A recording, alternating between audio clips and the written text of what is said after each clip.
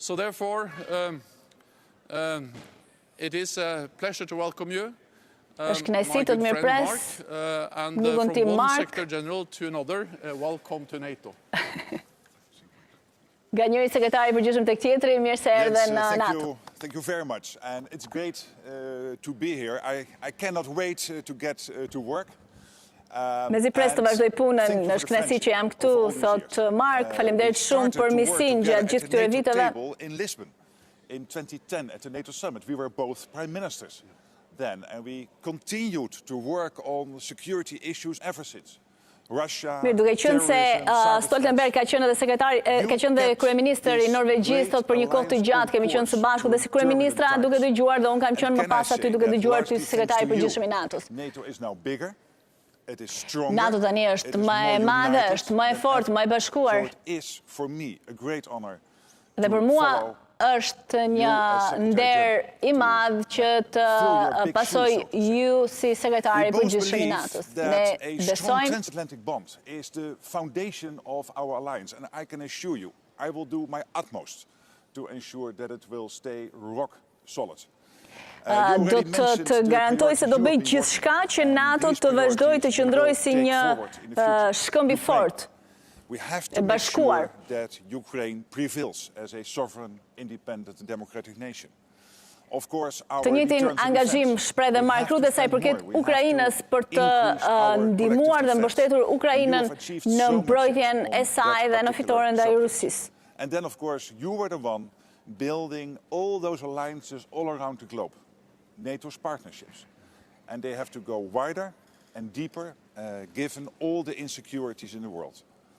But one thing will not change, Jens, and that is NATO's core mission. And that is to make sure that we defend our people, our nations, and of course our values. Ndërkohë që Mark Rutte thotë se do të zgjerojë aleancat, partneritetin me vendet e tjera për ta bërë botën më të sigurt, thotë një gjë nuk do të ndryshojë, Jens, ajo do të jetë mbrojtja e popujve dhe vendeve tona. It was really friendship and very important. Thank you so much.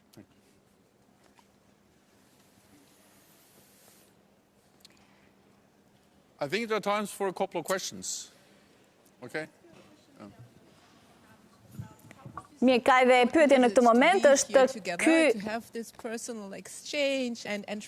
momenti kur tashmë Jens Stoltenberg do t'i dorëzoj detyrën e sekretarit të përgjithshëm ish kryeministrit të Hollandës Mark Rutte. I appreciate this very much because this is for me a way to say goodbye, but also to welcome Mark Rutte, and I hope that Mark also appreciates the fact that we are together. Also demonstrating something which is important in every democratic nation and in every democratic institution, the kind of peaceful, friendly handover of power. And that's exactly what we're doing now. Yeah. And showing the friendship and the fact that the teams have been working basically since early July together to make sure that in those 3 months the handover would be perfect, and it is. So yes, for me this is also very important. Mirë, po pyetja ka qenë se si është bashkëpunimi dhe ndarja e detyrave dhe sa rëndësishme është kjo, fakti që ata kanë pasur një marrëdhënie të mirë me njëri tjetrin, ndërkohë që Mark Rutte ka shkuar më tej duke thënë se që nga qershori,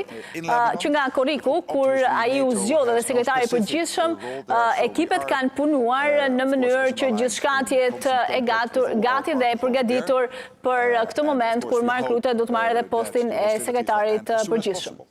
But there is also a clear worry here.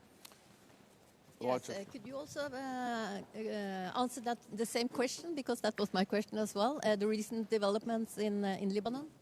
So we are, of course, deeply concerned about the escalation we see in the Middle East and in Lebanon. Shpytur edhe për Libanin, për atë çfarë po ndodh atje, jemi të shqetësuar për atë çfarë po ndodh dhe eskalimin e situatës atje. Ne do të vazhdojmë të mbështesim për deeskalimin e situatës dhe për të gjetur një zgjidhje politike. But also the situation in Lebanon.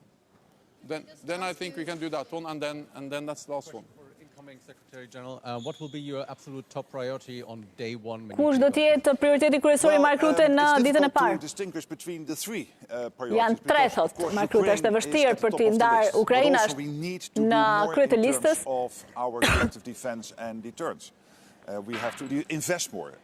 Do të investojmë më shumë try to achieve on all the targets NATO has set here. And thirdly, we have to do more to make sure that we really build on the NATO partnerships which have been established over the years now, Duhet të rindërtojmë partneritetin e So NATO-s. I think they are all three equally important, but obviously Ukraine is very much in our thoughts. Por natyrisht Ukraina mbetet çështja kryesore sot, Mark Rutte. A personal question for you, because you were our longest sitting prime minister in the Netherlands. You said to me, well, after that I'm going to be the teacher at a school in The Hague. Mirë, duket se ka një pyetje personale për Mark Rutte, pas 13 vjetësh të postë të kryeministrit, tha ju më keni thënë se do të vazhdoni të jeni mësues, pse pranuat sekretari i përgjithshëm? Crisis in The Hague in July last year, and then I thought about it over summer, given the fact that there was this vacancy, and that I already had to say no previously to the American president because I'm still in office, and it would have led to new elections in the Netherlands, but then the government collapsed. I thought deeply about it during the summer, and then I decided in September, October, given the whole situation now, that I would give it a try, and then of course I had to work hard to convince all allies.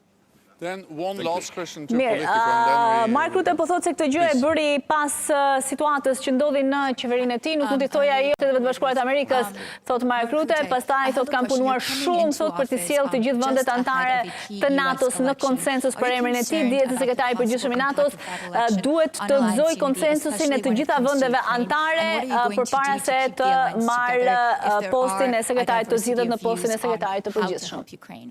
I'm not worried. I know both candidates very well. I worked for 4 years with Donald Trump. He was the one pushing us to spend more, and he achieved. Because indeed, nuk kam asnjë problem se kush i fiton zgjedhjet në Amerikë, thot unë e njoh shumë mirë thot Donald Trump, ai në fakt na ka shtyrë ne të shpenzojmë më shumë për NATO-n. And he was also pushing us on China. Ai na ka shtyrë ne edhe për të hapur syt përballë Kinës. She's a highly respected leader, so I will be able Por to work edhe with Kamala both. Harris është një lider shumë e mirë thot. Of course, I cannot vote, so we'll see what Mark Rutte.